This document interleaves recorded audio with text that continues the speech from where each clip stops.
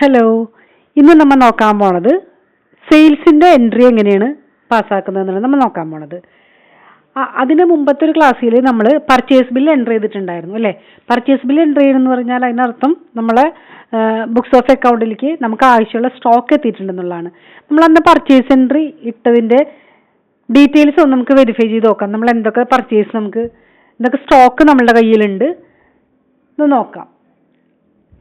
Normally നമ്മൾ നമ്മളെ business ഷോപ്പിലേക്ക് ഒരാൾ വന്നാൽ നമ്മളുടെ ഉത്തരവാദിത്വമാണ് എല്ലാ സ്റ്റോക്കും അവിടെ ഉണ്ടാവണം എന്നുള്ളത്. അവർ ചോദിക്കണ നമ്മളെ ബിസിനസ് അങ്ങനെ നമുക്ക് ഡെവലപ്പ് ചെയ്യാൻ പറ്റുള്ളൂ. കസ്റ്റമേഴ്സ് വരുമ്പോൾ അവരുടെ ആവശ്യത്തിനുള്ള സ്റ്റോക്ക് നമ്മളെ കയ്യിൽ ഉണ്ടായിരിക്കണം. അപ്പോൾ സ്റ്റോക്ക് ഉണ്ടാവണമെങ്കിൽ എന്ത് ചെയ്യണം? നമ്മുടെ ബുക്സ് ഓഫ് അക്കൗണ്ട് നമ്മളൊന്ന് വെരിഫൈ ചെയ്ത് വെച്ചേക്കണം. സ്റ്റോക്കിൻ്റെ ഒക്കെ റീ ഓർഡർ ലെവൽ ഫിക്സ് ചെയ്തിട്ട് നമ്മൾ ആ ഓർഡറിംഗ് ലെവലാകുമ്പോൾ കറക്റ്റ് ടൈമിന് നമ്മൾ ഓർഡർ ചെയ്യാം. അങ്ങനെയൊക്കെ നോക്കാനായിട്ട് എന്ത് ചെയ്യണം? നമ്മൾ പർച്ചേസ് ബിൽ എൻ്റർ ചെയ്ത് കഴിഞ്ഞാൽ അല്ലെങ്കിൽ ഈവനിങ്ങിൽ നമ്മളെ സ്റ്റോക്ക് ഒന്ന് വെരിഫൈ ചെയ്യണം. അപ്പോൾ നമ്മളൊന്ന് സ്റ്റോക്ക് വെരിഫൈ ചെയ്യാൻ പോകണം. ഗേറ്റ് വേ ഓഫ് ടാലിയിൽ സ്റ്റോക്ക് സമ്മറി എടുത്ത് നോക്കിയാൽ നമുക്ക് എളുപ്പത്തിന് കിട്ടും അല്ലേ. നമ്മളുടെ കമ്പനിയിലുള്ള സ്റ്റോക്കിൻ്റെ ഡീറ്റെയിൽ ഇവിടെ നിന്ന് കിട്ടി. ആ പർട്ടിക്കുലർ ഡേറ്റിലുള്ള പീരിയഡ് സ്റ്റോക്കാണ് നമുക്ക് കിട്ടുന്നത്. നമ്മുടെ കയ്യിൽ ക്ലോസിംഗ് ബാലൻസ് ആയിട്ട് എത്ര ഉണ്ടെന്നുള്ളത് നമുക്ക് കിട്ടുന്നത്. ഇപ്പോൾ നമ്മൾ ഗ്രൂപ്പ് സമ്മറിയാണ്. ഇപ്പോൾ നോക്കിയാൽ ബെഡ്ഷീറ്റ് എത്ര ഉണ്ട് നമ്മളെ കയ്യിൽ? 20 നമ്പേഴ്സ് ടോട്ടൽ ഉണ്ട്. അതിൽ തന്നെ ബോംബെ പ്രിൻറ്റിംഗ് സെറ്റ് ഇത്രയുണ്ട്, മാരിഗോൾഡിൻ്റെ സെറ്റ് ഇത്രയുണ്ട്. അങ്ങനെ നമ്മൾ ഡീറ്റെയിൽ ആയിട്ട് നമ്മളെ കയ്യിലുള്ള സ്റ്റോക്കിൻ്റെ നമുക്ക് കിട്ടും. ഡീറ്റെയിൽ ആയിട്ട് അറിയാനായിട്ട് നമുക്ക് എന്ത് ചെയ്യണം? ഒന്നില്ലെങ്കിൽ നമുക്ക് F12 കോൺഫിഗറേഷനിലേക്ക് പോയിട്ട് ഇവിടെ കണ്ട സ്റ്റോക്ക് സമ്മറി ഡീറ്റെയിൽഡ് എന്നുള്ളതാക്കി കൊടുക്കുക. അതാക്കുക. പിന്നെ ഈ ഓപ്പണിംഗ് ബാലൻസ് ഉണ്ടോ? ഗുഡ്സ് ഇൻവേർഡ് യെസ് ആക്കുക, ഔട്ട് വേർഡും യെസ് ആക്കുക. പിന്നെ ഇതെല്ലാം നമുക്ക് അതിൻ്റെ പർപ്പസ് അനുസരിച്ച് നമുക്ക് നോക്കാം. ഇപ്പം ബേസിക്കായിട്ട് നമുക്ക് ഈ കുറച്ച് ഫംഗ്ഷൻ നമുക്ക് ആക്ടിവേറ്റ് ചെയ്തെടുക്കാം. അപ്പോൾ നമ്മളുടെ കയ്യിലുള്ള കൃത്യമായിട്ട് എല്ലാ സ്റ്റോക്കിൻ്റെ ഡീറ്റെയിൽസ് കിട്ടി അല്ലേ. ക്ലോത്ത് ഇന്ന ടൈപ്പ് ഇത്രയുണ്ട്, ഇത്ര മീറ്റർ ഉണ്ട്, മാറ്റ് ഇത്രയുണ്ട്. അതെങ്ങനെയാണ് നമുക്ക് കിട്ടിയേക്കണത്? നമ്മളുടെ ഗ്രൂപ്പ് സമ്മറിയിലാണ് കിട്ടിയേക്കണത്. അപ്പോൾ ടോട്ടലി നമ്മളുടെ കയ്യിലുള്ള ബെഡ്ഷീറ്റ് എത്രയുണ്ട് നമുക്ക് നമ്മുടെ സിസ്റ്റത്തിൽ നിന്ന് അറിയാൻ പറ്റും. മാട്രസ് എത്രയുണ്ട്, മാറ്റ് എത്രയുണ്ട്, ഇതെല്ലാം ഡീറ്റെയിൽ ആയിട്ട് നമുക്ക് കിട്ടും. അപ്പോൾ ഇതിൻ്റെ അകത്താണ് നമ്മൾ സെയിൽസ് പോകേണ്ടത്. അപ്പോൾ സെയിൽസിൻ്റെ റുട്ടീൻ നമ്മളൊന്ന് ആലോചിച്ച് നോക്കി. നമ്മൾ നോർമലി ഒരു സൂപ്പർ മാർക്കറ്റിൽ ഏത് ബിസിനസ് പ്രിമൈസിൽ ചെന്നാലും നമുക്ക് ആവശ്യമുള്ള സ്റ്റോക്ക് നമ്മൾ പർച്ചേസ് ചെയ്യണം. ക്യാഷ് കൗണ്ടറിൽ പോയിങ്ങാട്ട് നമ്മൾ ബില്ല് ചെയ്യണം.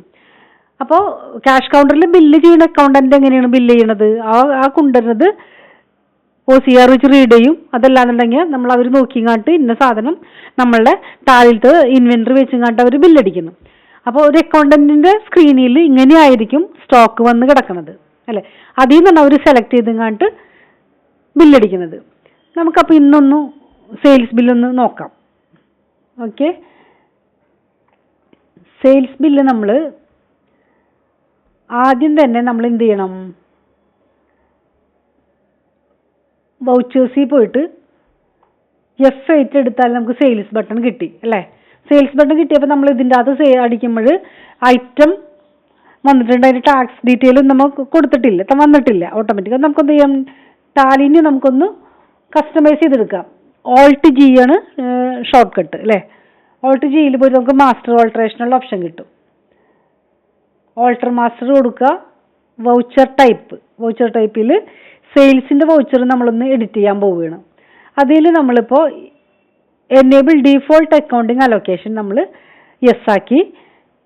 ഡീഫോൾട്ട് അക്കൗണ്ടിങ് എൻട്രി സെയിൽസ് ഇടുമ്പോൾ ഏതൊക്കെ എൻട്രി കൂടെ വേണമെന്നുള്ളതെന്നും കൂടെ നമ്മൾ യെസ് ആക്കുകയാണ്, എൻട്രി അടിക്കുകയാണ്. അപ്പോൾ നമ്മൾ എന്ത് ചെയ്യണം? ഇവിടെ സെയിൽസിൻ്റെ ഇവിടെ ഉണ്ട്, ആ ലെഡ്ജർ നമ്മൾ സെലക്ട് ചെയ്തു. നമ്മൾ ഈ സെയിൽസ് എന്നുള്ള ലെഡ്ജറിന് പകരമായിട്ട് ടാലിയിൽ നമ്മൾ ഔട്ട്വേർഡ് സപ്ലൈ എന്നുള്ള ലെഡ്ജർ ക്രിയേറ്റ് ചെയ്യാം. സെയിൽസ് എന്നുള്ള വാക്ക് നമ്മൾ ഉപയോഗിക്കുന്നില്ല, ഔട്ട്വേർഡ്.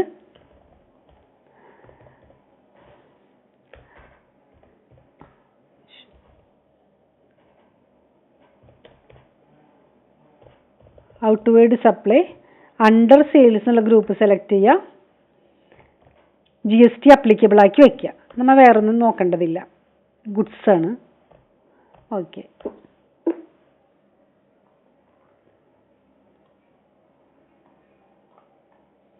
നമ്മൾ സെയിൽസ് ചെയ്യുമ്പോൾ അതിൻ്റെ ഒപ്പം തന്നെ വേറെ ഏതൊക്കെ ലെഡ്ജേഴ്സ് വേണം?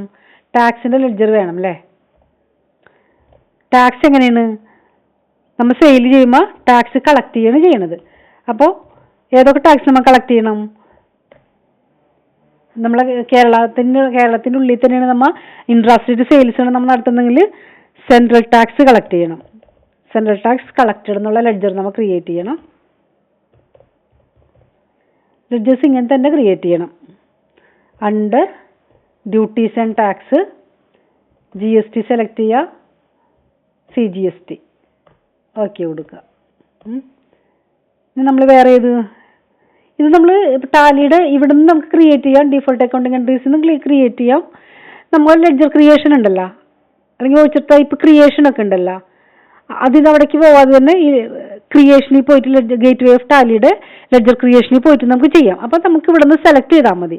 ഇതിപ്പോൾ നമ്മൾ ഓൾറെഡി നമ്മൾ ക്രിയേറ്റ് ചെയ്തിട്ടില്ല, അപ്പോൾ ഇവിടെ വെച്ച് നമ്മൾ ക്രിയേറ്റ് ചെയ്യണം. അപ്പം നമുക്ക് ഇഷ്ടം പോലെ ചെയ്യാം. Alt C അടിച്ച് ക്രിയേറ്റ് ചെയ്യുക. നമ്മൾ സ്റ്റേറ്റ് ടാക്സ് കളക്റ്റഡ്,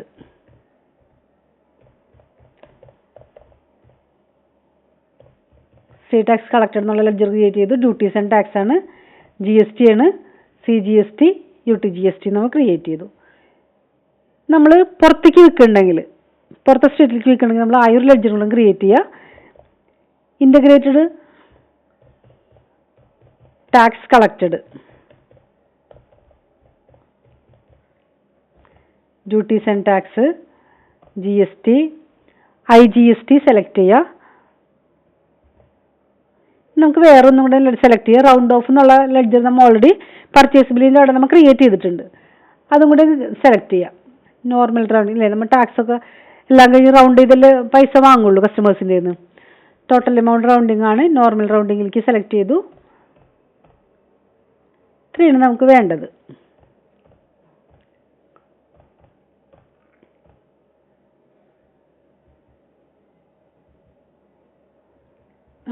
ഇതാണ് നമ്മളെ ഈ ഒരു ഡിഫോൾട്ട് സ്ക്രീൻ ആയിട്ടുള്ളത്. നമ്മൾ കസ്റ്റമൈസ് ചെയ്തപ്പോഴും ഏത് സ്ക്രീനാണ് വരുന്നതെന്ന് നോക്കാം. കണ്ടില്ലേ, ഇപ്പോൾ നമ്മൾ സെയിൽസിൻ്റെ ഡിഫോൾട്ട് എൻട്രീസ് എല്ലാം വന്നിട്ടുണ്ട്. ഇപ്പോൾ ഇവിടെ നോക്കിയേ 2 എന്നുള്ള സെയിൽസ് ബില്ലാണ് വന്നത്. നമ്മൾ ഈ വൗച്ചർ നമ്പറിൽ ഒന്നും കൂടെ പോയി ഓൾട്ടർ ചെയ്യാം. വൗച്ചർ ടൈപ്പിൽ ഔട്ട്വേർഡ് സപ്ലൈ,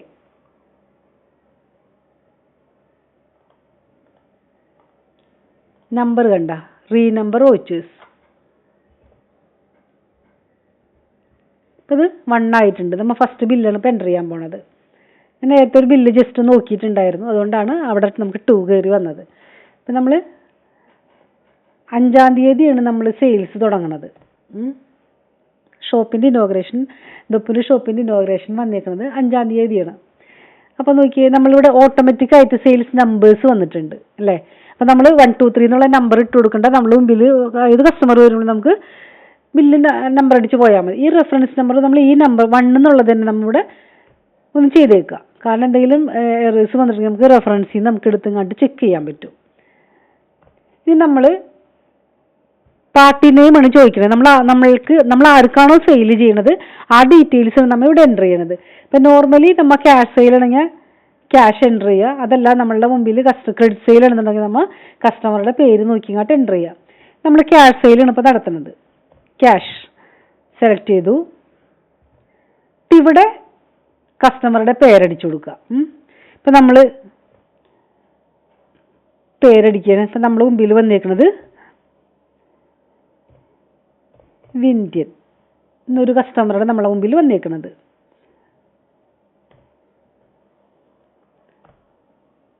പാർട്ടിന് ക്രിയേറ്റ് ചെയ്തു. അഡ്രസ്സ് എവിടെയാണ്? നമുക്ക് തൃശ്ശൂരിൽ നിന്ന് കൊടുക്കാം. തൃശ്ശൂർ എന്നുള്ളൊരു കസ്റ്റമറാണ് നമ്മളുടെ അടുത്ത് നിന്ന് വാങ്ങാൻ വന്നേക്കുന്നത്. വേറെ ഡീറ്റെയിൽസ് ഒന്നും നമ്മൾ ഇടണില്ല. ആളുടെ ഫോൺ നമ്പർ നമ്മൾ വാങ്ങിയിട്ടേക്കണം. അഡ്രസ്സും നമ്മൾ ഇടണം. കറക്റ്റായിട്ടുള്ള ഇത് ഇട്ടേക്കാം അല്ലേ. പൂത്തോള്, തൃശ്ശൂർ. ലൊക്കേഷൻ കറക്റ്റായി. പിൻകോഡ് നമ്മൾ അവരോട് ചോദിച്ചിട്ട് ഇടുക. രജിസ്ട്രേഷൻ ടൈപ്പ് നമ്മളെ മുമ്പിൽ നിങ്ങൾ കസ്റ്റമർ അൺരജിസ്റ്റേർഡ് പാർട്ടിയാണ്, വേറെ രജിസ്ട്രേഷനൊന്നും ഇല്ല അവർക്ക്. നമ്മൾ ഇയാൾക്ക് തന്നെയാണ് കൊടുക്കുന്നത് അല്ലേ, വിന്ദിന് തന്നെയാണ് നമ്മൾ കൊടുക്കുന്നത്. നമ്മൾ ഈ വിന്ദിൻ്റെ അഡ്രസ്സാണ് ഷിപ്പ് ടു ഡീറ്റെയിൽ ഇവിടെ വേണ്ടത്.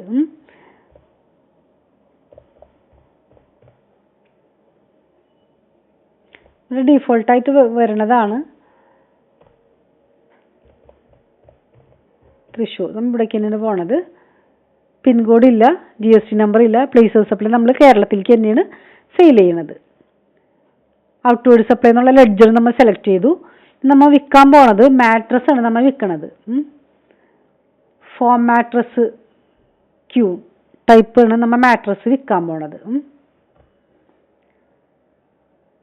നമ്മൾ അതിൻ്റെ ഡിസ്ക്രിപ്ഷൻ കണ്ട, നമ്മളിപ്പോൾ സാധാരണ നമ്മൾ ആലോചിച്ചാൽ മതി. ഇപ്പോൾ ഒരു മാട്രസ് എന്ന് പറയുമ്പോൾ നമ്മൾ അതിനകത്ത് പല അല്ലേ തിക്നെസ് ഉണ്ടായിരിക്കും, വെറൈറ്റികളൊക്കെ ഉണ്ടായിരിക്കും. അപ്പോൾ അതെല്ലാം നമ്മൾ ഇവിടെ നമുക്ക് ഡിസ്ക്രിപ്ഷനായിട്ട് കൊടുക്കാൻ പറ്റും. അല്ലെങ്കിൽ നമുക്ക് ഐറ്റം ക്രിയേറ്റ് ചെയ്യുമ്പോൾ തന്നെ ആ മെഷർമെൻറ്റോട് കൂടി നമുക്ക് ലെഡ്ജർ ഐറ്റം ക്രിയേറ്റ് ചെയ്യാം, സ്റ്റോക്ക് ഐറ്റം നമുക്ക് ക്രിയേറ്റ് ചെയ്യാം. ഇവിടെ നമ്മൾ ഒരു മാട്രസാണ് വിൽക്കുന്നത്. ഒരു 10,000-നാണ് 12,500 നമ്മൾ സെല് ചെയ്യുന്നത്. ഒരു മാട്രസ് വിറ്റു. ഇത് GST ഡീറ്റെയിൽ എല്ലാം അവിടെ വന്നിട്ടുണ്ട്. ഇത് നമ്മൾ എന്ത് ചെയ്യുന്നു, ബെഡ്ഷീറ്റ് വിൽക്കുകയാണ്. ഈ പ്രിൻറ്റിങ് ബോംബെ പ്രിൻറ്റിങ് സെറ്റ് എന്നുള്ള ബെഡ്ഷീറ്റ് വിൽക്കുകയാണ്. 2 ബെഡ്ഷീറ്റും വിൽക്കുകയാണ്. ഒരു 600 വെച്ചാണ് ബെഡ്ഷീറ്റ് വിൽക്കുന്നത് സിംഗിൾ പീസിന്. ഇത്രയാണ് നമ്മൾ ഈ കസ്റ്റമർക്ക് സെയിൽ ചെയ്യണത്. അപ്പോൾ ഓട്ടോമാറ്റിക്കായിട്ട് അതിൻ്റെ ടാക്സ് വന്നിട്ടുണ്ട്. ടോട്ടൽ ഇൻവോയ്സ് വാല്യൂ ഇവിടെ വന്നിട്ടുണ്ട്. 16,010 ആണ് നമ്മളുടെ ഇൻവോയ്സ് വാല്യൂ. 13,700 ആണ് നമ്മളുടെ ടാക്സബിൾ വാല്യൂ. ബാക്കി 1,155 എന്നുള്ള സെൻട്രൽ ടാക്സ് നമ്മൾ അവരിൽ നിന്ന് കളക്ട് ചെയ്യണം, സ്റ്റേറ്റ് ടാക്സ് കളക്ട് ചെയ്യണത്. ഇപ്പം നമുക്ക് ഈ സെയിൽ ചെയ്തതിൻ്റെ ഡീറ്റെയിൽസ് കിട്ടണം. നമുക്ക് ഏതൊക്കെ ടാക്സ് റേറ്റ് ആണ് നമ്മൾ ഇവിടെ ഉള്ളതെന്ന് അറിയാനായിട്ട് എന്ത് ചെയ്യണം, ഇവിടെ റിലേറ്റഡ് റിപ്പോർട്ട് ഉണ്ടാ. ഈ ഡീറ്റെയിൽ എടുത്താൽ ഓൾട്ട് 5 അടിച്ച് ഡീറ്റെയിൽ എടുത്താൽ നമ്മൾ ഈ ഒരു ഐറ്റത്തിന് കിട്ടും. മാട്രസ് 9% ആണ്, ബെഡ്ഷീറ്റ് 2.5 ആണ്. അപ്പോൾ 18%-ഉം 5%-നും പ്രൊഡക്റ്റാണ് നമ്മൾ ഈ കസ്റ്റമർക്ക് സെയിൽ ചെയ്യുന്നത്. അപ്പോൾ ഇത് രണ്ടും കൂടെ ചേർന്നിട്ടുള്ള ടാക്സും ഇൻവോയ്സ് ടാക്സബിൾ വാല്യൂ കൂടെ ചേർന്നിട്ടാണ് 16,010 നമുക്ക് വന്നേക്കണത്. നമ്മളിപ്പോൾ ഈ കസ്റ്റമർക്ക് ഇവിടെ പ്രത്യേകിച്ച് റൗണ്ട് ഓഫിൻ്റെ ആവശ്യമില്ല അല്ലേ, നമ്മളൊരു അഡീഷണൽ ഡിസ്കൗണ്ട് ആയിട്ട് അവർക്ക് നമുക്ക് കൊടുക്കുകയാണ്. അപ്പം നമ്മൾ ഡിസ്കൗണ്ട് ഇവിടെ ഉണ്ടാകുന്ന നോക്കിയാൽ നമ്മൾ ലെഡ്ജർ ഇവിടെ ഇല്ല, ലെഡ്ജർ ഇല്ല. അപ്പോൾ നമ്മൾ എന്ത് ചെയ്യുക, ഇവിടെ വെച്ച് കണ്ടിട്ട് ഓൾട്ട് C അടിക്കുകയാണ്. അത് നമ്മൾ കസ്റ്റമർക്ക് നമ്മൾ ഇവിടെ വെച്ച് ഡിസ്കൗണ്ട് അലൗ ചെയ്യണം. Discount allowed. ഡിസ്കൗണ്ട് അലൗഡ് എന്ന് പറയുമ്പോൾ എന്താണ്, നമ്മളുടെ എക്സ്പെൻസ് ആണ്, നമ്മളുടെ കയ്യിൽ നിന്ന് പോണതാണത്. ഇവിടെ നമ്മൾ എന്ത് ചെയ്യണം, GST നോട്ട് അപ്ലിക്കബിൾ ആക്കുക. ഓക്കെ. അപ്പോൾ 16,010 എന്നുള്ള നമ്മൾ ഡിസ്കൗണ്ട് എന്ത് കൊടുക്കണം, അവർക്കൊരു 10 രൂപ നമുക്ക് ഡിസ്കൗണ്ട് കൊടുക്കാം. അപ്പോൾ 16,000 ആണ് ഇപ്പോൾ അവരുടെ ഇൻവോയ്സ് വാല്യൂ വന്നിരിക്കുന്നത്. ഓക്കെ. ഇപ്പം നമ്മൾ ഒരാൾക്ക് സെയിൽ ചെയ്തു അല്ലേ, നമ്മൾ ഡയറക്റ്റ് സെയിൽ ചെയ്ത് കഴിഞ്ഞാൽ എവിടേക്കാണ് പോകേണ്ടത്, നമ്മളെ പ്രിൻ്ററിലേക്കാണ് പോകേണ്ടത്. അപ്പോൾ നമ്മളിവിടെ പ്രിൻ്റർ, നമ്മളുടെ ബിസിനസ്സിൻ്റെ പ്രിൻ്റർ ഇവിടെ കോൺഫിഗർ ചെയ്ത് വെച്ചാൽ ഡയറക്റ്റ് പ്രിൻ്ററിലേക്ക് പൊക്കോളും. ഇൻവോയ്സ് ആയിട്ട് നമുക്ക് പ്രിൻ്റ് ചെയ്ത് കസ്റ്റമർക്ക് കൊടുക്കാം അല്ലേ, അവരുടെ നമുക്ക് പേ ചെയ്തോളൂ. പ്രിൻ്റർ കണക്ട് ചെയ്തിട്ടില്ലാത്തതുകൊണ്ടാണ് ഇങ്ങനെ വന്നത്. അപ്പം അങ്ങോട്ട് പോയി. ഇനി നമുക്ക് എന്ത് ചെയ്യാം, ഇനി അടുത്തൊരു ബില്ല് വെക്കാം. സെയിൽസ്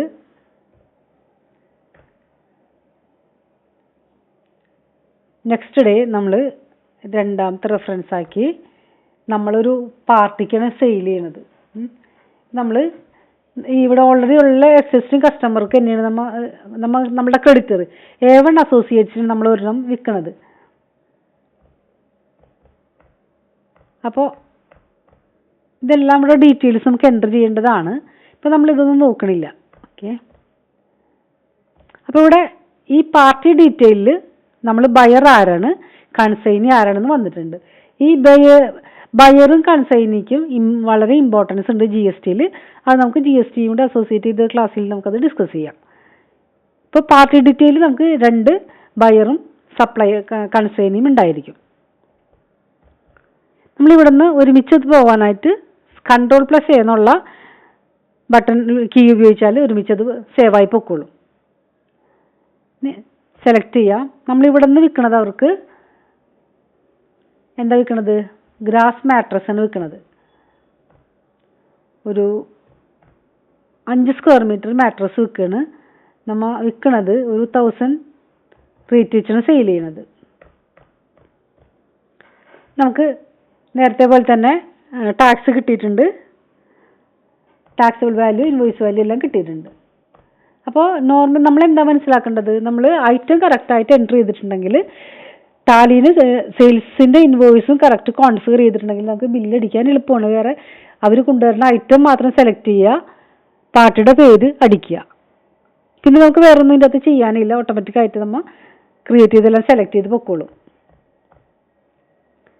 ഇവിടെ ന്യൂ റെഫറൻസ്, നമ്മൾ ഓരോ കസ്റ്റമർക്കും സെയിൽ ചെയ്യുമ്പോൾ കണ്ട, നേരത്തെ ക്യാഷ് സെയിൽ ആയതുകൊണ്ടാണ് ഡയറക്റ്റ് റെഫറൻസ് ഇല്ലാതെ പോയത്. ഇതിപ്പോൾ നമ്മൾ എന്താണ് ഈ പാർട്ടിക്ക് നമ്മൾ ബിൽ റെഫറൻസ് ഇട്ട് വെക്കുകയാണ്. അപ്പോൾ ഈ ബിൽ നമ്പർ 2 എന്നുള്ളതാണ് നമ്മൾ ഇവർക്ക് സെയിൽ ചെയ്യുന്നത്.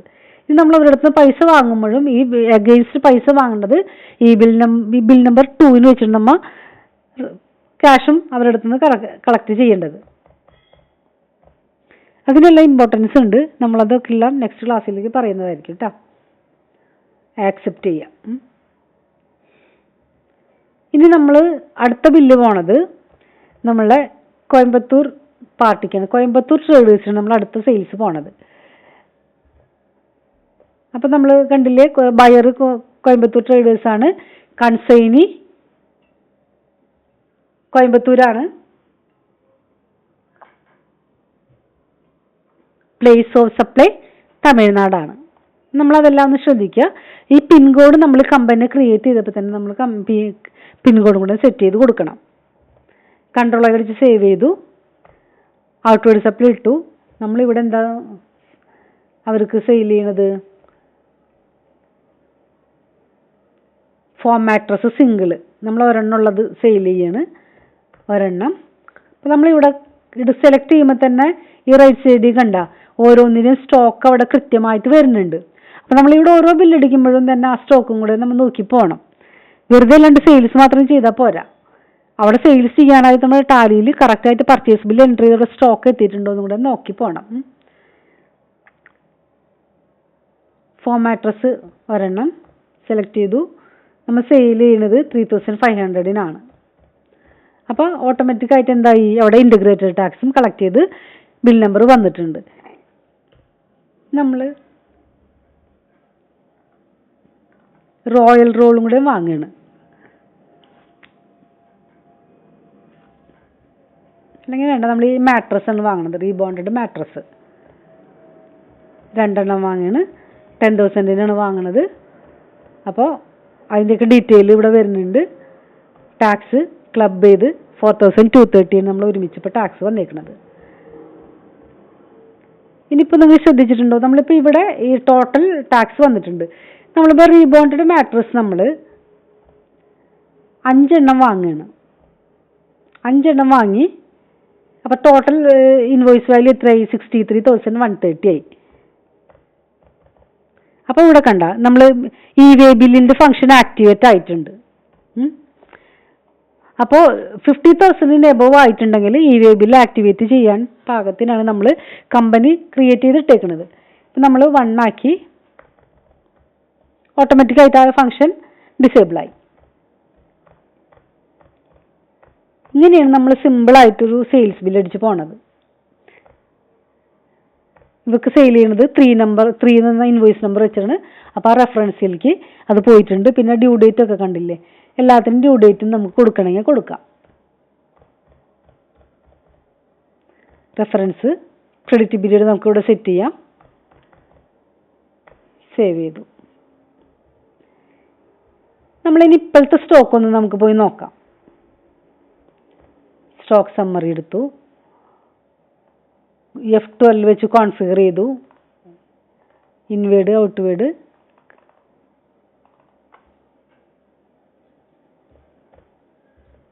ഓക്കെ.